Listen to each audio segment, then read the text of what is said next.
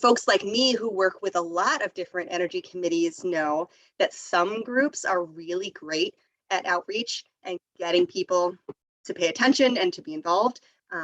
Many groups feel like we're making it up as we go. And like every time we run a new project, we're reinventing how we're going to do outreach, and we're not sure we're doing it all that well, or we feel like we're not reaching who we want to be reaching. Some groups partner with neighboring towns to achieve the efficiency of having more volunteers and collaborating efforts, and some folks don't. And frankly, a lot of us aren't talking to each other about what works and what doesn't work and how we can be doing outreach more effectively. We tend to kind of just do it and not always step back to reflect on, are we doing this as efficiently as we can? Which is why we're here today, and why around 6 months ago, there was a group of us at VECAN, the Vermont Energy Climate Action Network, that got together and said, you know, maybe this would be a good year to shine a spotlight on the how of outreach and communications, which we all are doing with mixed success. And it's kind of an art, and maybe we could compare notes and see if we can't provide some guidance for energy committees to do this better. And so a group of us got together. The group included myself from Vital Communities, John Copans, who many of you remember from Vermont Council on Rural Development, who has since moved on to a wonderful organization in Burlington that I can't remember the name of right now. Also Becca Custer and Ian Hitchcock, who you will remember from Vermont Natural Resources Council and VECAN, as well as a whole bunch of folks, some of whom are in the room today, from energy committees around the state. Samantha Lash from Williston, Emily Bodecker from Middlesex, Steve Isham from St. Johnsbury, John Armstrong from Wallingford, Rich Phillips from Marshfield, Roland Davis from Shelburne, Ariel Arwin from Heartland, Ann Lawless, who's not from an energy committee, but is here from NeighborWorks of Western Vermont Heat Squad, who does a lot of local outreach, and Catherine Crawley. And I know that Ann and Catherine are both here today. I'm going to ask Ann to chime in for us a little bit later, but I'm actually hoping I can find Catherine. I see you on the screen. Hi, Catherine. To chime in even just right now. Catherine was with me and Becca and others, met several times over last summer to try to get clear about why we thought we needed to focus on this and why we thought we needed to create a toolkit. So I would love to hear Catherine's perspectives on why she wanted to get involved in that and why this topic is so important. So take it away, Catherine, for a minute. Sure, thank you, Sarah. Hi, everybody, fellow energy folks. We have a great responsibility and a lot of work to do, as many of us are volunteers and have other full-time jobs and responsibilities. So communication is key, and it's so important, just not just externally to reach out to residents in our town, businesses in our town, but also internally with even just the folks on our committees and our subcommittees that are doing the work. I've been in communication for more than 25 years. I have a PhD in science communication, so I will talk about communication all the time, and it has a lot of value. And so I felt like I wanted to be a part of this group to try and put together a toolkit that could be helpful with tips and ideas and ways to do that outreach, and what works, strategies for most effective communication, and hopefully there's something in there that you'll find helpful and that maybe you already have. So, yeah. Thank you, Catherine. And I think that all of us who are involved in putting this together felt like this is useful, and also recognize that this is just a starting point, and all of us really just ought to be talking to each other more often about what's working and evolving our understanding of how to do communications well at the local level. So here's what the rest of today will look like. I'm going to walk you through what's called the Town Energy Committee Communications Toolkit on the VECAN website. This is the deliverable that we created last summer and fall that's available for anyone to take and tweak and help us improve. I want to make sure you're familiar with what's there, what's not, and then you can help us improve it over time. We will have a little bit of time for question and answers to help make sure you understand what's there. I would encourage you to pop your questions in the chat as we go, as you think of them, and I will either answer them in real time or we will circle back at the end and answer as many as we can. And after I've shared with you the toolkit with a bit of help from Becca, I'll ask Anne to chime in briefly as another of our VECAN partners who's doing a lot of this work on the ground to highlight for you some of what she's seeing that's working and what resonates for her. And then we'll have a bit of a chance to talk to each other, and we'll break off into groups of 4 or so, and we'll get to compare notes with other energy committees. What's working for you, what's not working for you, what pieces of what we just heard in the toolkit and from Anne and Catherine feel like they could be most useful. And then we'll come back together. We'll type in the chat some of what came out of those conversations, and we'll send you off for next steps. So that's today. And with that, I will go ahead and share my screen so I can show you what this website looks like. So the way you would find this, and let me just share and I'll show you exactly how to get there. Just picking the right piece for you here. So when you go to the VECAN website, what you will see on the top of the page is a resources drop down. And to get to the communications toolkit, you simply read down until you see Town Energy Committee Communications Toolkit and click that, and it'll take you into what is the toolkit in progress. So what's here is effectively in 3 parts. There is a template for what we call an inventory, and I'll explain what that is and show you the template. But that's where I've worked with energy committees who have done this, and it's incredibly powerful. You're creating a living document that contains all of the people and the ways that work to get the word out in your unique community, and you're keeping that in a file somewhere. So every time you have to do outreach, you can pull this inventory up and run through it instead of having to recreate and remember all of those strategies and avenues. So we'll look at that. That's the first piece. The second piece is a template for creating an outreach plan for a specific project, which takes you from that inventory that you can look at every time to what's the customized outreach plan that makes sense for this particular moment in time in this particular project. And I'll show you what's there because there's some very helpful prompts and templates that can guide you through that. And then the third piece of what's here is a set of guides. Becca will walk us through them and just show you what you'll find in any one of these. But for some of the basic outreach tools that probably any of us will need to use at some point, we had a group of folks who put together just some of the need to know, so that if you've never used Front Porch Forum or Facebook or set up an energy committee website, there's some basic what you need to know best practices tips that you can turn to, which may be more or less useful depending on how experienced you are. And then finally, there's some other resources here, as well as a little link at the bottom of the page to provide feedback. What's here is the toolkit was created out of this several months process with Catherine and Anne and the group of us, but it was really just a starting point. Our hope is that the VECAN network can continue to improve and refine our tools and tips for how to do outreach. So as you end up using or not using these resources, as you're thinking of things that, gosh, that would have been helpful, or other energy committees should try this because it really worked for us, there's a place you can put that, and Becca and Greta and the VECAN team can help make sure that gets out. So let me dive into the couple of templates that are here so that you can understand what they are and then explore them on your own time later. The first is the community outreach inventory template. I'm going to stop sharing my screen for just a moment so I can pop out into the Word document that will download if you were to click that link. So give me just a moment.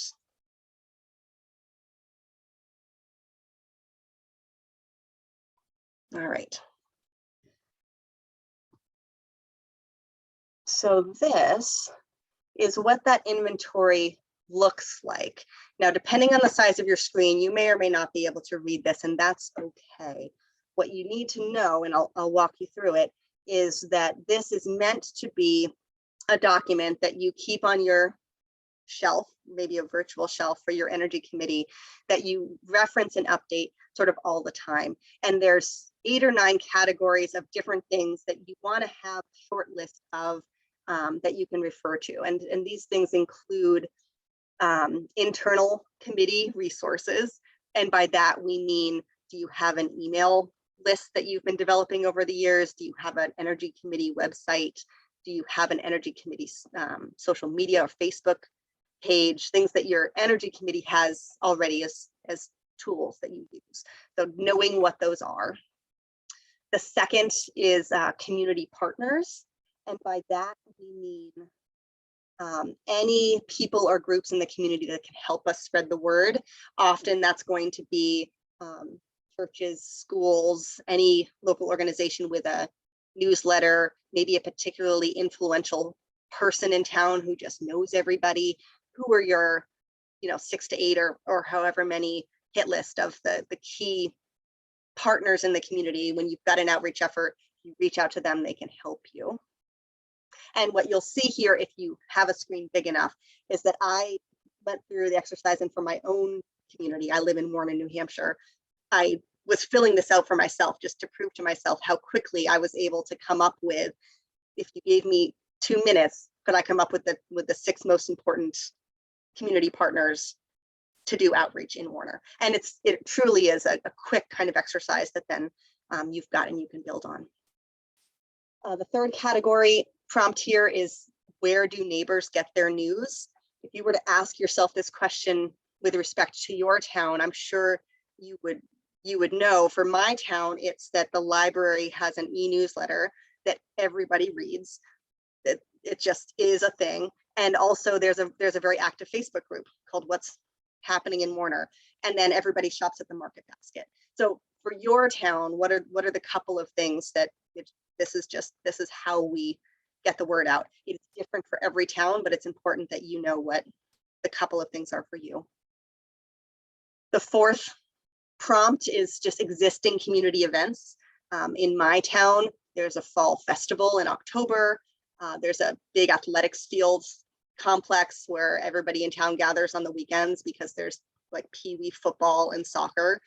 There's a farmer's market that happens during the warmer months, 9 to noon.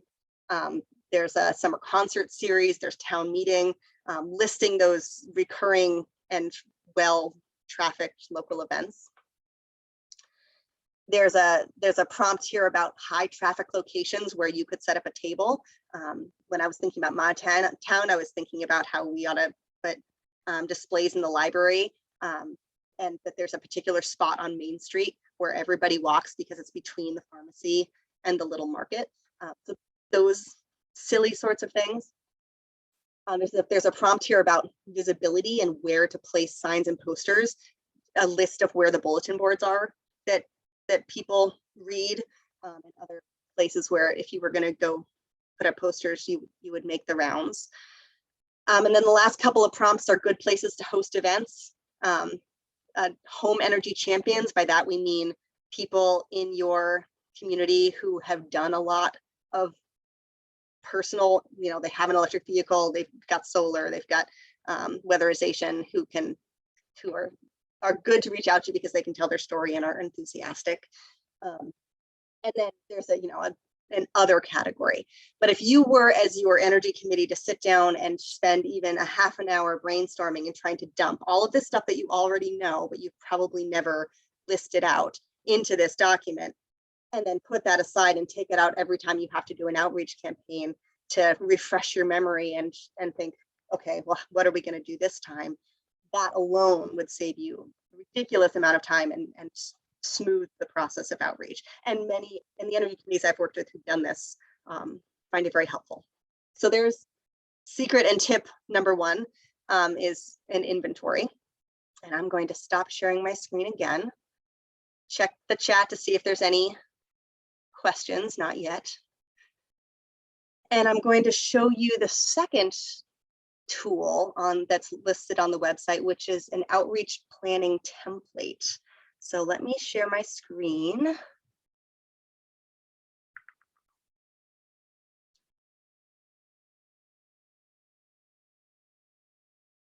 Here we go. Now, what you'll find in the toolkit is both a blank version of this template and also an example version of the template. I'm going to open the example because it's got some stuff filled in there that might be help you imagine how you might use this. This template is meant to be used when you've got an idea that you are going to host an event about electric lawn equipment, or you're going to do window dressers, or you're going to try to promote the new Efficiency Vermont rebate package. And now you've got to decide what particular outreach are we going to do for that particular project. This has got a series of prompts that helps you think through somewhat systematically, what are we trying to achieve and who are we trying to reach and what is going to work to reach them in a way that hopefully will help you land on a fairly well-tailored and efficient set of outreach strategies that you can pretty easily delegate and tackle together. So what's here is a first page that has some big picture questions that are really helpful to ask at the start of a project. And frankly, you're probably doing this, but it's helpful to just have it listed out and be an explicit part of your planning. You want to know specifically what you're trying to accomplish, what actions you want people to take, who you're trying to reach, and what messages you want to be sending to reach them with. If you can read what's here, and I'll make the font just a little bit bigger. The example that's in this example has to do with heat pumps. So let's say we decided we want to see more heat pumps installed in homes and rentals in our town. And we specifically want people to call a professional, get a quote, and do the install. It's very, very important and helpful to get very specific about what action we want people to take and what results we want that to have in the community. I think outreach for the sake of outreach is dangerous because we spin our wheels, but outreach, when you know the specific action we want people to take is for our neighbor to call the local heat pump company and get a quote, that becomes something you can build an efficient outreach campaign around. And then the second, prompt is around who are we trying to reach, and getting really specific in your thinking about this may not be a sort of campaign that we need or want to reach everyone in town. Maybe it's particular segments that we want to try to target, which can help you be more efficient in your outreach if you know that rather than every Heartland resident, you want specifically to reach out to people who are concerned about how hot it is in the summer, or you want to specifically reach out to landlords who pay for the heat for their properties. Or second homeowners, or whatever as specific as you can make it so that you can be more effective in finding those people and getting them to do what you want them to do. And then the third is message, and you should really think ahead of time about what particular things about what you're trying to do outreach about, like in this case it's heat pumps. What kind of information do we need to collect and be able to provide to the people we're trying to reach? In this case, examples might be, can we get a cost comparison of cooling with an AC unit that's your window electric air conditioning versus having a heat pump? Can we talk to people who have heat pumps who could tell us what they wish they had known and what they think the benefits are? And can we put that on a postcard size something and make sure we're getting that message out? Can we get good, clear information about the range of costs and what kind of financing programs are available, and make that simple? And that's part of our messaging. Getting clear on that's important. And this tool sort of prompts you through thinking like that. And then there's a section in here that prompts you to think through particular strategies that will work for particular audiences.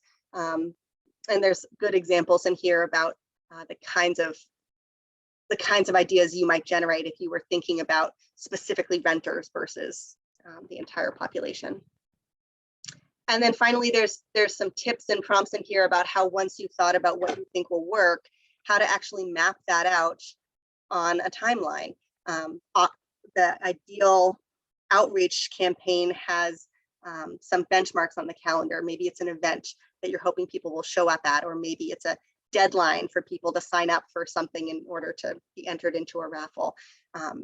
Mapping out what you're going to do when and who's going to do it before you start your outreach, so that you can really divide and conquer and be efficient about your time, is something that the energy committees who do this well swear by, and many of us are not quite doing as well as we could. So I'm going to leave it at that. I know I'm a fast talker and this is a lot, but this is really meant to just give you a hint of what's here so that you can go explore it later and see what could work for you. So I'm going to stop sharing for a moment. And I will just say that some of the other things, as someone who has worked with a lot of energy committees, that I have heard and have seen really are helpful, in addition to making an inventory list of all of the ways that we can get the word out in our community, and making sure that every time we have a particular project, we're thinking strategically about what outreach will work for this particular project. The other things that work well are weekly phone calls among volunteers who are working on that project during the outreach to check in on the timeline and just keep everybody on track.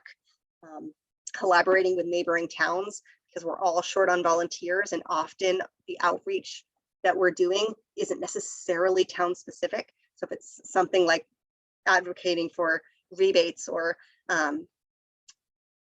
anything that you don't have to be a resident of your town to partake in, collaborating with neighboring towns can mean you can just do more with less effort.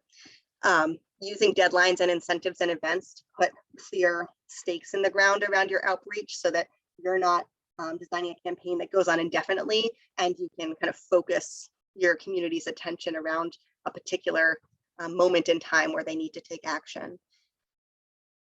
Avoiding outreach for the sake of outreach. So rather than let's just promote electric vehicles this year, organizing it around an event, organize it around a particular deal that you've made with the local car dealer to have donuts at test drives or whatever it might be.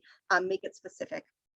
And then remember that every town is unique and every outreach effort is unique. One thing I learned when I was running campaigns across many energy committees, we used to collect data on how people found out about the Solarize or the Weatherize campaigns we were running. And we were kind of surprised to learn that there was no silver bullet and no pattern whatsoever. It's not like newspapers always work and Facebook always works. It is different for every town. And you, as a resident of your town, are actually the expert in knowing what will work to reach the people you're trying to reach. You just have to tap into your own genius. So I'm going to hand it to Becca for a moment, who's going to just show you which of the help guides are available and what they look like. So I'll share my screen again so she can show you. Great. Just a moment.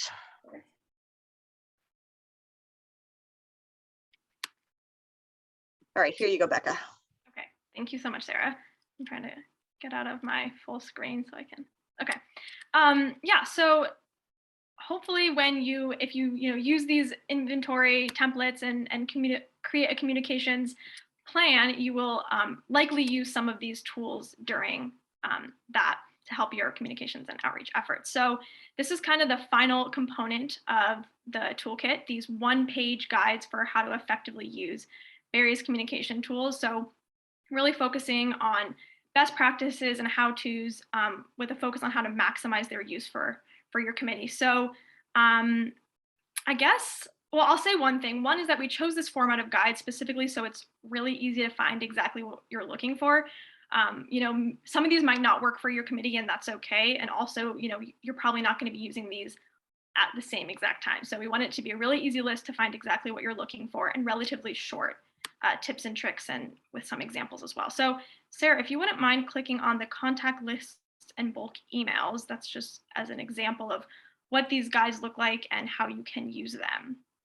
Great. So we've tried to keep these relatively uniform, but obviously depends on exactly the tool. But we've kind of laid out, what is the tool and why should your committee consider using it, how to do it. So in this case, how to build your list, and how to send bulk emails with that list. And in these kind of bullet points are some specific tips to maximize their use. So thinking about, how often are you sending out emails, often enough that you're reaching your audience, but not too often that you're deluging them with information. And then at the bottom, you can see the email management tool. So some tools and examples of the things that you can use to build out those lists and send your emails. So that's one of the shorter ones. I say 1-page guides, but some of them are somewhere like between 2 and 3 pages. But that's generally the format of what they look like. And this is not an exhaustive list by any means of the tools that you guys could be using. We kind of chose some that we know you guys are using a lot and some that maybe you aren't using as frequently and we might encourage you to consider using. But would welcome your feedback on any other guides that you'd like to see. This in general, these guides and also this toolkit in general is a living toolkit, and we want to improve it from the feedback that we receive from you all. So like Sarah said, at the bottom of this this webpage, we have a Google form, so you can add your suggestions for what kind of guides you'd like to see or any other input you have on the toolkit more broadly. So I think that's mainly it. Feel free to check these guides out. They're a little bit different depending on the tool, but generally, like I said, that same format, and happy to answer any questions and walk through them at any point in the future. So I think I'll turn it back to you, Sarah. Fantastic, thank you. And I'm actually going to call over to my friend Anne Lawless here, who was part of putting this all together with several others of us and does a lot of outreach in the Northeast Kingdom, maybe, or just across the state with Heat Squad. I would love to hear your perspective now, months after we put this together. I mean, what of that feels like it resonates for you? Anything else you would add before we get into the next part of our agenda?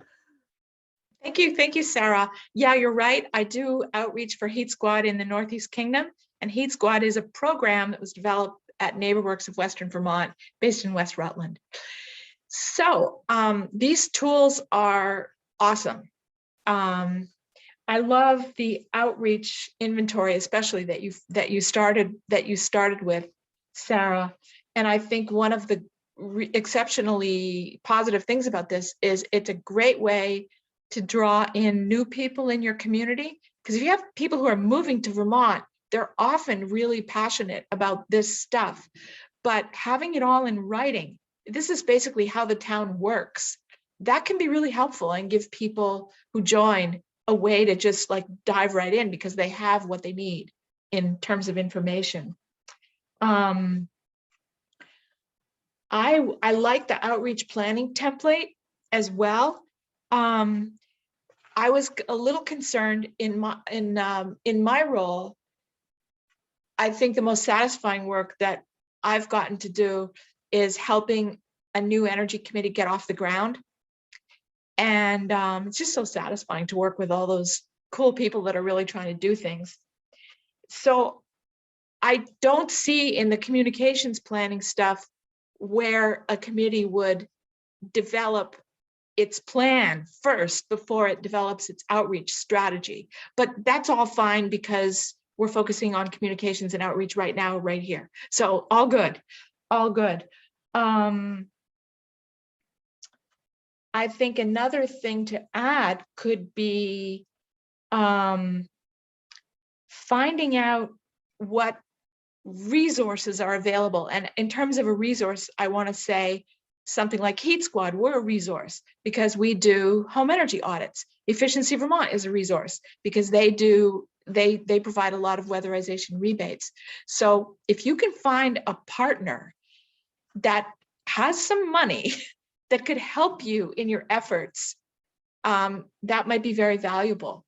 And I'm especially thinking about towns, are really small towns where internet penetration sucks. So, most of the tools you've recommended are internet-based in some way. Those just don't work. So I want to give a shout out to Darlene Ahrens in Sutton because Sutton Energy Committee goes door to door. And Heat Squad helped them.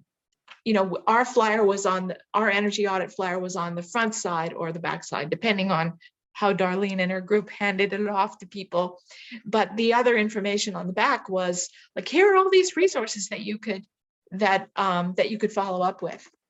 So that was, I don't think it was based around an event, but maybe Darlene could talk a little more about that. Another thing to add to the resource list, piggybacking. Use all available opportunities. And I think it was Darlene who was sending out information with the tax bills is that right, Darlene? Yeah, that was an insert going out with the tax bills. How nice is that? You're giving people information about ways they can save money while they're looking at paying their tax bill. Let's see. Town reports. Somebody mentioned town reports. That's a good one, timely. It's probably too late for this year, but all good for next year. I guess I could stop there. Thanks. Absolutely. And it's funny. So I'm noting what people are putting in the chat as you and I are talking, Anne.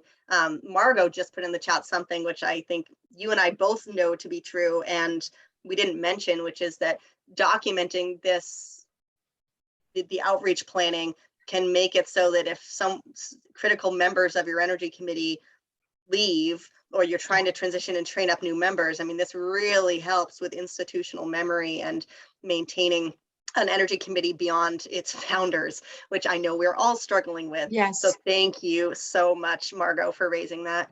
And I appreciate what you said in the beginning, Anne, that this toolkit is very specifically for energy committees thinking about outreach, or really anyone thinking about outreach. But for a new energy committee, there's a whole other group of questions you need to be asking yourself, and how to prioritize projects and get clear on your mission and who your partners are. And even for existing energy committees, there's points in your life cycle where you need to go back to that. It's worth mentioning that there is a toolkit for that is linked to on the VECAN website. And for anyone who's interested, this was developed by a group of us back in 2015, but I still train energy committees in it every year. And it's there, it exists, and it's really good. And it takes everything except the communications part into account. So ping Becca or me if you're curious to dig more into that. It's called the Strategic Energy Action Toolkit. So we are going to take just a moment here and let you think on whether, oh, thanks, Becca. Becca just linked to that toolkit in the chat. It's a toolkit that was developed with our sister network in New Hampshire. There's a network like VECAN in New Hampshire, and so that's why it's on the New Hampshire website, but it's linked on VECAN as well. So I have been watching the chat. There's not a lot of questions that have been coming in, mostly just appreciations and stories about what's working and being grateful that this toolkit exists. So that's good to hear.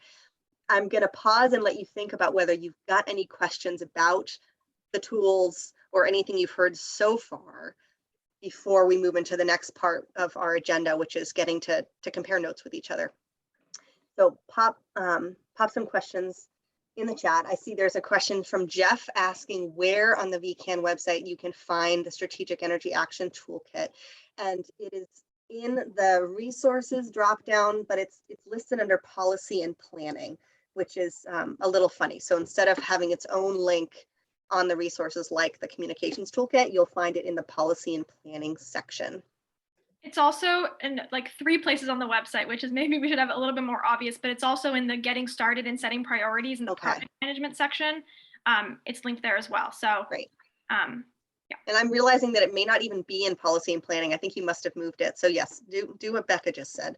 And Becca can help us make it easier to find. Yeah, I can put a link to the actual part on the VECAN website as well. Are there any other questions you've got about the tool? While you're thinking, the only other thing I would say is that these tools are not meant to be used in isolation. I mentioned that I do trainings with energy committees about the Strategic Energy Action Toolkit. Becca, myself, and there's a number of others would also be more than happy to meet with any energy committee to help you get started with the communications toolkit or the Strategic Energy Action Toolkit. Part of the reason we have the VECAN network is to make sure that you're not having to use these tools alone, that you can call Becca, we can connect you either with someone like me or with a fellow energy committee who's been here before and could become a little, peer consult for you. So don't be a stranger as you're looking into this. We can help connect you. Diane says she'd love to hear more ideas about how to connect to residents who aren't using the internet, putting hanging brochures on doors, putting them under windshield wipers, targeting groups, what sorts of things work. And I would just say to Diane, you should talk about that in your small group. Absolutely. And I think part of our intention with creating this toolkit is that maybe it would become a starting point to start having those kinds of conversations more frequently in this network. And I would love to see further, maybe more casual setting conversations where we can all be comparing notes. I can tell you that in my personal experience, your gut is on point. For residents who aren't going to be reliably reached through e-newsletters and Facebook, et cetera, you're wanting to lean on social networks. So the person who owns the hardware store who knows everybody, the random social groups that happen to be active in your town, the church that's got the coffee hour. I mean, you know best. I mean, you're in Windsor, so I mean, you know what the unique social architecture is in Windsor, but you've really got to go, who are the most connected people, and where are people getting their news? What are the concerts that everyone's going to? You just kind of have to think outside the box and trust that you know your neighbors. And I'm seeing people are posting thoughts for you in the chat. Jeff says a well-designed large size postcards mailed to town residents. That's great. It costs money, but if you can get a sponsor, it is true that mailed postcards can be really effective. Phil asks, have any energy committees done some sort of outcome assessment of their outreach attempts and events? And I think that's another one to ask your small group in a minute. I can say that in the campaigns that we've run in the Upper Valley that are more formal, like a Weatherize or a Solarize campaign, we do try to track the outcomes by working with our partners. I mean, if, for example, we're running a campaign, and Anne could speak to Heat Squad, but if we're partnering with a contractor and we're trying to drive people to get an energy audit with that contractor is going to report back to us how many of those people actually took action, so we can track it that way. But to the extent to which you can plan that from the start, how are we going to know if these people did what we asked them to do? You need to have thought of that ahead of time. And Jeff says these would be effective and useful for political campaigns. Absolutely. These tools are certainly, they were designed with energy committees in mind, but really any kind of locally community-based outreach, these same principles apply. So I'm going to stop there. Stephanie asks about the best Google Docs tutorial online. I don't know if I have the answer for that, but Becca, maybe make a note that would be a helpful thing to add to the guides. Yeah, absolutely. I've seen that from a few folks, so that seems like a absolutely. Yeah. So we are going to shift to the next part of our agenda. This event is technically on the calendar until 1:30. We'll probably wrap up somewhere in the 1:15 to 1:30 range. We're going to spend the next 20 minutes or so talking to each other. As you can tell by the line of questions, and as we suspected, the most valuable part of the VECAN network and what we need to do to take our communications to the next level is less hearing someone like me jabber at you about a toolkit and more opportunities for you to actually ask questions of each other and provide the sort of, hey, this worked for me. How are you dealing with this particular challenge kind of thing? So we're going to do that a bit together. We're going to break you into groups of about 4. And what you're going to do in those small groups is just have a casual conversation. You'll be wanting to compare notes on what's working for you, what kind of outreach you're doing, what kinds of questions you have, the same sorts of things you're popping in the chat here. And then also just reflect together about what you just saw in the toolkit and whether there's pieces of it that you already are going, yeah, I'm going to go home and do that. Or, this feels interesting. And just see where the conversation goes. And we'll pull you back after about 20 minutes and we'll have a couple minutes of quiet and we'll pop into the chat some of what came out for us. But take advantage of this opportunity to chat with people who are in your same shoes, but in a different part of Vermont, and see what you can learn. Does that sound good? Anyone have any questions about that? Wonderful. So I'm going to check in with my friend Becca here. How are we doing in terms of being ready to send folks off into their small groups. Good. I'm doing a little recalculation and some people drop off, but I think we're going to have groups of 3 to 4 if that sounds okay, unless we want Perfect. to go bigger. Okay. And we want to do 25 minutes, correct? Or 20? I would say 20? just 20 minutes is fine. 20 is Perfect. good. Okay. Thank you. That is And all once set. you're in your small group, if you find you've talked about everything you need to talk about and you're twiddling your thumbs, you can come back and join me in the main space. But I suspect that won't be the problem. I think you'll have plenty to chat about. Yeah. Okay. Well, I'll open up the breakout rooms Great. now. All right. See you in a few.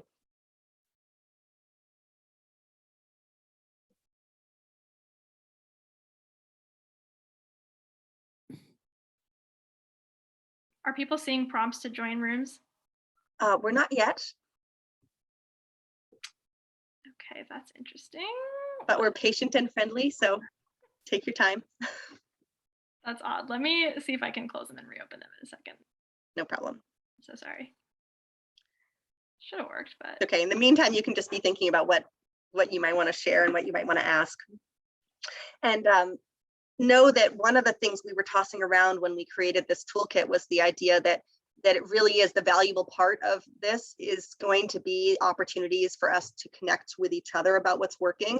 And Becca has said that VECAN would be willing at any time to have impromptu Zoom lunch time style or anytime style sessions where you could just tune in and pick each other's brains about particular topics. If we get into these breakout rooms and it feels good and that sort of thing you would appreciate, we'll circle back to this after, but we'd be more than happy to organize more casual opportunities to just chat with other energy committees. How you doing? sorry, I'm Becca? having it's like not letting me redo the room, so it's There's a tab at the bottom of my screen that says join breakout room. And when I Okay. click on that, I see that I can join a breakout room number 2. So maybe people Okay. can look at the bottom of their screen and see if they can find join breakout room. that works. That's great, and then I can see if I can manually assign the people that can't do that. So sorry for that. It looks like that's working for folks. So yes, as Great. Jeff Okay. said, look at the bottom of your screen. You'll see something about breakout rooms and Oh, perfect. Amazing. follow the path. And if you don't, no worries. Becca I will can- help you get where you need to go. I can move you. Yeah, perfect. Okay, great. Thanks for bearing with us. Yeah. It's, Wow. one of the fun things about gathering in groups of energy committee types, we're all very casual and supportive types. So it's okay. We can't get the breakout rooms to work. Let me maybe just give me a raise hand if you don't see that at all, and I can try to just manually assign you. Great. Okay, perfect. I would say you can go ahead and manually assign anyone that you see still on the screen, Becca. I will do that. Thank you. Hey, Alyssa, what's up?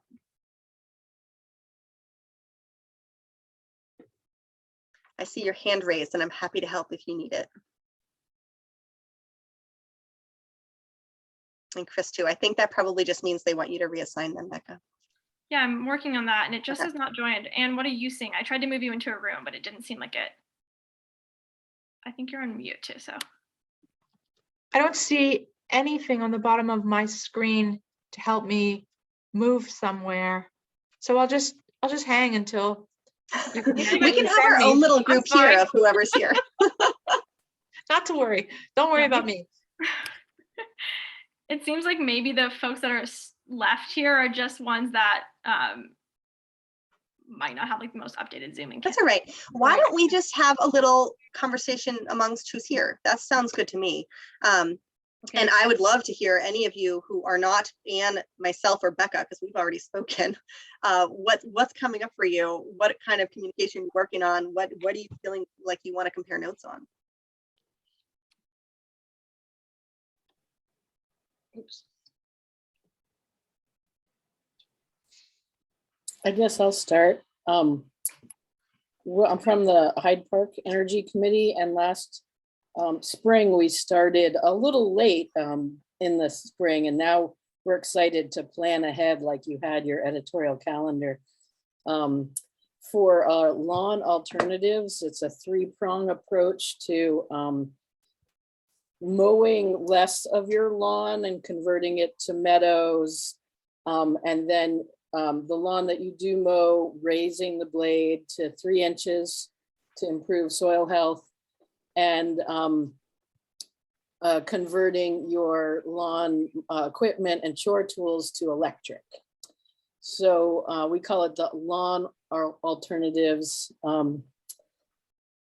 And we are talking about I think our part that we weren't really effective at last time, we had lawn signs. That was something that I thought was nice, you know, like that you put in the lawn that people could see, and then a website to go to. But we weren't really very effective with communicating with businesses. Like we were capable of doing Front Porch Forum and Facebook and things like that.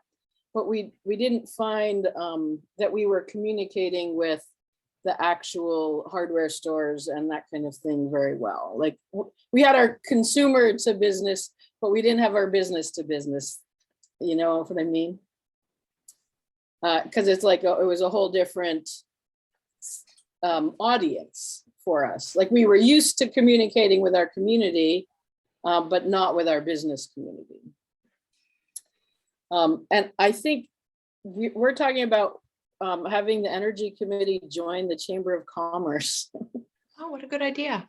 to Yeah. do like networking with the businesses. I think that's smart. And it's like you said, sometimes you're running a little behind and you're just trying to get something out. And sometimes you have the luxury of planning ahead. And with something like connecting with businesses, I mean, you've really got to just know that months in advance, you just got to slowly start networking and walking into businesses and just building that contact list if you're starting from scratch. But yeah, you're not the only energy committee. The thing that I've heard that works really well is literally going door to door in kind of a slow and steady way. And it's helpful to have a thing to talk to them about as the entry. I had a group in Hanover, New Hampshire that was just trying to get the businesses, introduce themselves as, hey, we're the energy committee and we do things. And also we're, wanting to connect you with the person at, in their case, it's NH Saves, but in your case, it'd be Efficiency Vermont, to just have a conversation so you know what's available. But like what that one thing is that's going to be your point when you go talk to them beyond just, hi, I'm Melissa, I'm on the energy committee, which is Right. fine. But they Yeah, tend to no. look at you like, so. Yeah, like, so what, right. I know, well, like, so for one of the places that does lawn equipment, we were thinking of asking them, well, when you update people's equipment, do you think you could raise their blade and set it at 3 inches? Oh, sneaky. And then I'm like, well, maybe that's like a second thing you ask, like, like dating, you got to get to know them a little bit before you. Oh, that's so true. Are really comfortable. So then I thought, okay, well, maybe we could approach them as, oh, do you selling electric equipment? And can we promote the fact that you're selling electric equipment, like something in it for them, right? So I think that's maybe a better approach for our Mo Electric campaign and then once they kind of maybe see some traffic from it, maybe then they'll be willing to raise the blade. What else I are like people that. working on? Chris. Elisa, I was thinking, once you get to know them, you could have them hand out a flyer about what you're doing with the new lawnmower, regardless. Yeah, we have all that stuff to give them. We're just not, we don't even know them yet. So like, we want to, like you said, we want to approach them and have a reason to approach them other than asking them to do something that is for our benefit, or, I mean, it's for everybody, but I think something in it for them is always helpful. Like Efficiency Vermont has so many rebates, right? So there's all sorts of reasons to go to the businesses. It's hard though, like you said, we're volunteers, like we all have full-time jobs and none of us have time. We work all day. Like, when are we going to go to these stores? Which is why the slow and steady thing is, I mean, really, you just can't have the expectation that it's going to happen quickly. And so prioritizing and just a couple, I mean, if all you did was get a connection with the hardware store in the next 3 months, that would be sufficient and successful. Yeah, I think you're right. And we have one that does so much lawn business. you know, it's like Leo's, everybody goes to Leo's, you know, so that would be a good one. The other thing that has worked well for me with business in the past is to really go in through the lens of what's in it for them.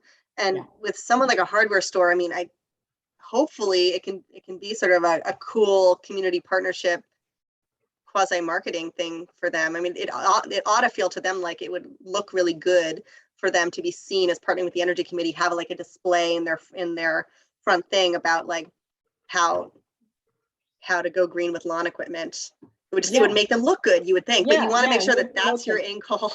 Right. Our one other, I don't want to co-opt all the time here, but our one other problem is in Hyde Park, we actually don't have any businesses. We're like a bedroom community. Right. Yeah. And Morrisville is where all the businesses are. So we're going as the Hyde Park Energy Committee. Morrisville doesn't have an energy committee. And so we're going to the Morrisville businesses, but I don't think anyone really cares because I don't think they do either. have Hyde Park business residents that shop there. So it's just a little bit weird. Well, it sounds like Becca and Greta should try to get an energy committee in Morrisville. Yeah, we need one in Morrisville.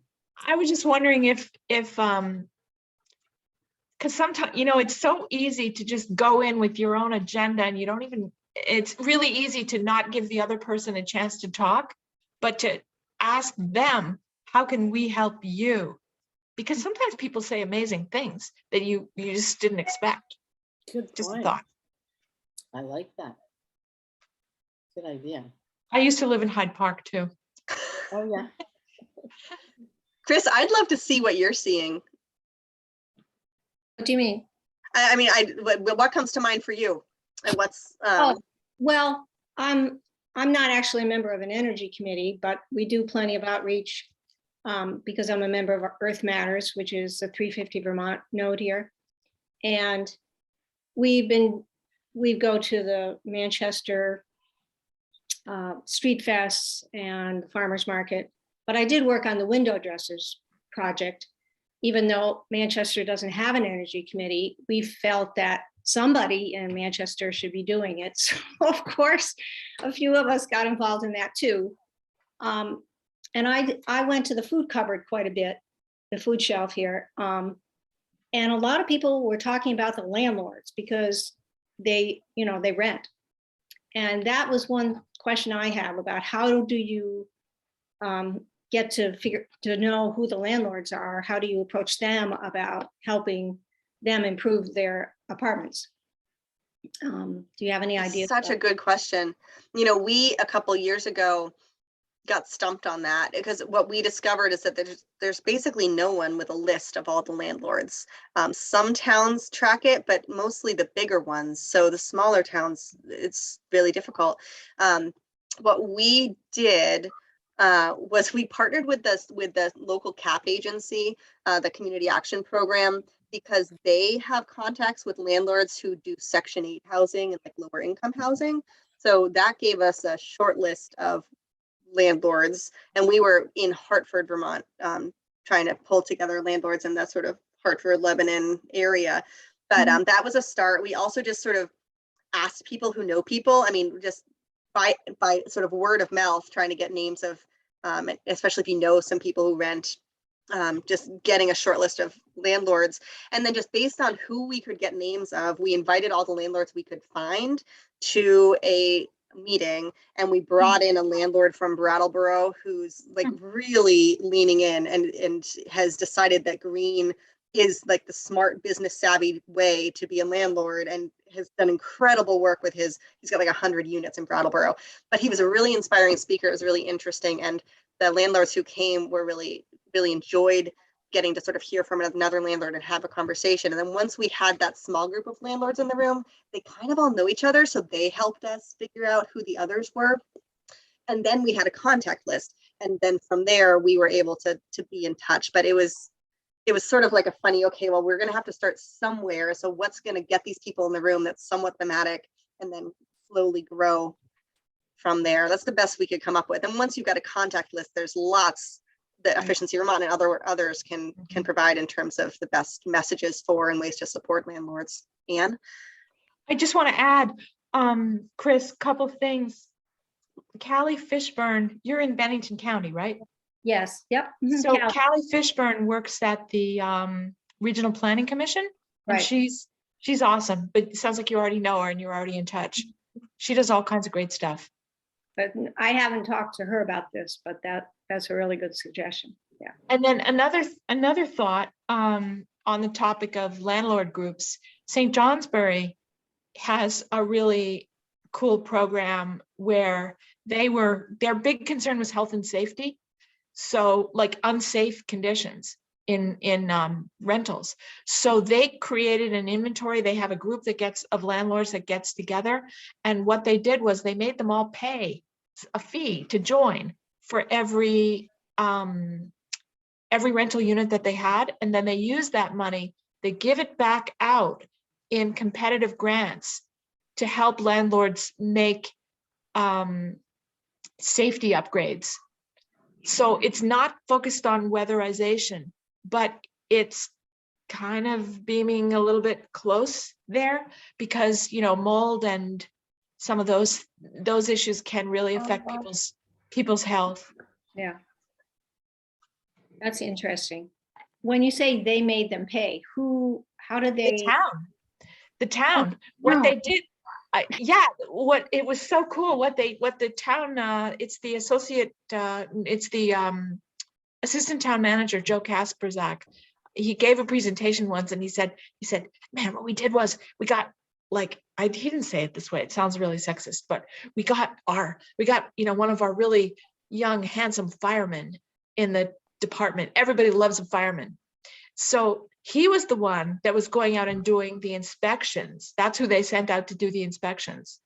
And, everybody loves a fireman because they're so helpful. It's not like having a cop come or some town official that's going to give you a fine. That was how they approached it. And I think that helped them. I think that really helped them get a lot of buy-in from the landlords. Yeah, cool. I hadn't thought about the inspections piece. You're right. Even if the town, we had trouble with the towns identifying names, but they must send, the fire department must know. Maybe we just weren't talking to the right people. Right. Okay. This is why these conversations are helpful. One thing I will say too is the Berry City Energy Committee did some outreach to landlords, and we featured it as one of our success stories in our last conference. And there's a video of Elaine Wing, who's on that, giving a little bit of a presentation. I don't have the specific details. It was a relatively short presentation, but it could be worth reaching out to her. She might have some good advice. That's a good point. And who was that? Elaine Wing. I'll put in the chat the video to the presentation and see if I can find her email for you. But Be good.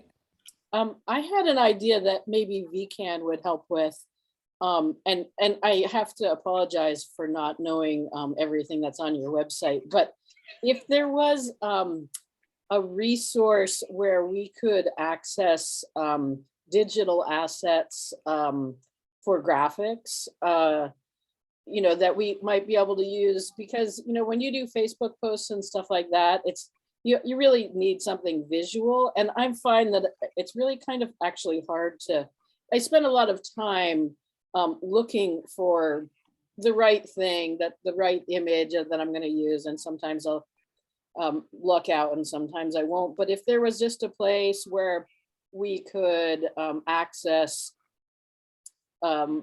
images that we could use for Facebook, or something that we could put in a newsletter, or, so that I wasn't spending my time doing that. Just an idea. I'm working on that same concept for a completely different thing that I'm doing, having a central location for digital assets that are free to use. It might be a nice resource for all of the committees. That's a great idea. And it's one of those things you could crowdsource. I mean, if even 5 committees got together and shared their 2 best photos. Yeah, I mean, I get a lot of free pictures from Pixabay, because they're free to use. And if I found some that were applicable, a light bulb or whatever, I could upload to it if there was the tool and a place to go for that. And then I just noticed today that you have the map with all the different energy committees. maybe with our committee, you know, instead of just having like well, I guess you have a link to like our webpage, because so that would be what we're interested in. I don't know, just networking tools among ourselves. And I don't know what that would look like yet, because I'm just thinking of it now, but you know, Alyssa, we do something in the Upper Valley with just the Upper Valley Energy Committees, where once a year, everybody reports like a couple bullets of what they're working on. And we kind of like, we have some icons to sort of visually be able to see like similar things. And I mean, I don't know what that would look like if we did it statewide, but people in the Upper Valley found it really helpful, because then you can see more specifically than you'd see on someone's website, like, oh, they're doing window dressers too, or they're doing a lawn project. I should reach out. Yeah, window dressers is a great example. Yeah. Okay, everybody who's doing, like, let's get together and compare there notes. must be pictures, there must be stuff we can share there. You know, there's like, why reinvent it 20 times? Yeah, 100 times. Yeah, I like that. Becca, are we almost done? Yeah, we have time out. I closed all the rooms. Great. But I'm not. Yes, I see. Several people are coming back, and you can see, but I can't see, Becca, whether there are other people stuck in rooms that are not back yet. It looks like there are a few people stuck in rooms, so I'm gonna. Okay, Becca's gonna figure that out. Back into the So main. while Becca's doing that, what we're gonna do right now is take a break from talking and just give a moment to quietly reflect on something that stands out for you from the conversation you just had. Maybe something you learned, or something that you all had in common, or just something that's sticking with you. It doesn't matter whatever's coming to mind, throw it in the chat, and we'll just do a little chat storm collection of things that were taken away, and give our mouths a break.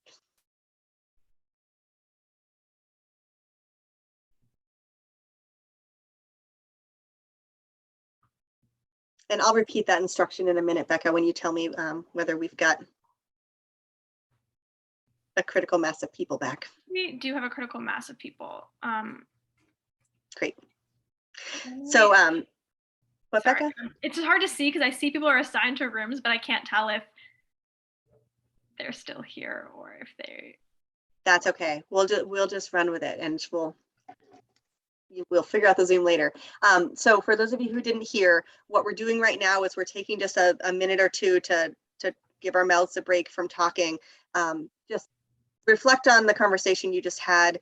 What we're going to do is each type in the chat just something that's coming up for us. It might be something that you learned, something interesting you heard, something you all had in common and end up talking about, a question that came up, just whatever pops to your mind right now, pop it in the chat, and we'll just do a little quiet collection of some of our takeaways here. And I will stop talking and let us just type and read for a minute or two. We are gonna wrap up. I've got a couple of, I mean, I'm super inspired by what folks are putting in the chat. I'm not gonna repeat them out because we'll send them out and you've been reading them. But I know for me, this is just reinforcing that, that we each know about this much. And when you put us all together, there's a whole lot we can talk about in terms of what works and what doesn't. And that's really inspiring. I am curious to know, and this is for the sake of Becca and her team, whether you would find it helpful to have more conversations like what you just had in the last 20 minutes. So we have not yet, but we could provide more spaces to come together and just compare notes. So Becca, if you launch that little Zoom poll, we'll take a quick pulse of who's here. Go ahead and do a quick vote. If we were to create other opportunities, like just pop in if you're available at this time, and whoever's there will compare notes kind of opportunities with other energy committees. If you would like that, let us know. If you think that's a terrible idea and we shouldn't do it, let us know. But it looks like everyone is, I'm seeing results as they're coming in. It looks like we're all in consensus that that was a helpful thing. So Becca and Greta, take note, and you will be hearing from us about times and dates, and we'll just experiment with this idea of creating some spaces and seeing who shows up, and trying to make it easier to connect with peers, because it's, especially during COVID, it can feel really isolating to do this work in our communities. So thank you for that. I know that we mentioned it before, but I will reiterate, you should please feel free to reach out to Becca and Greta, who are the VECAN home team at Vermont Natural Resources Council. They can connect you with other groups who are doing similar work, with people like me who can run trainings for you with any manner of toolkits. So don't be shy. And I'm going to actually hand it back to Becca to share about what the next VECAN webinar is and any other follow-ups that you might want to flag for us before we leave. Great, thanks, Sarah. Yeah, so sorry, we have one more workshop scheduled right now for this series, but it's going to continue. We're going to be announcing more soon, so stay tuned. The next one that we're hosting is on February 16th, Wednesday, February 16th at noon, the same kind of 12 to 1:30 time slot. That's going to be with the Act on Climate Coalition to talk about the common agenda and how bills are moving through the legislature. So stay tuned for that. And actually, I'll put the link to register and sign up for that in the chat. And this is where you can also find the future workshops that we're going to be posting. So join us there. And then the last thing I'll say is we're going to follow up with an email on this workshop with the recording and other materials that we've mentioned throughout. So hopefully in the next day or two, you'll get that. So that's it for me. Thanks everyone so much for joining us and taking the time. Yeah, this is great. It really is nice to connect as a network in these settings. And I'm glad that COVID has forced us to learn how to use Zoom to connect with energy committees around the state. So good to see you all and see you next time.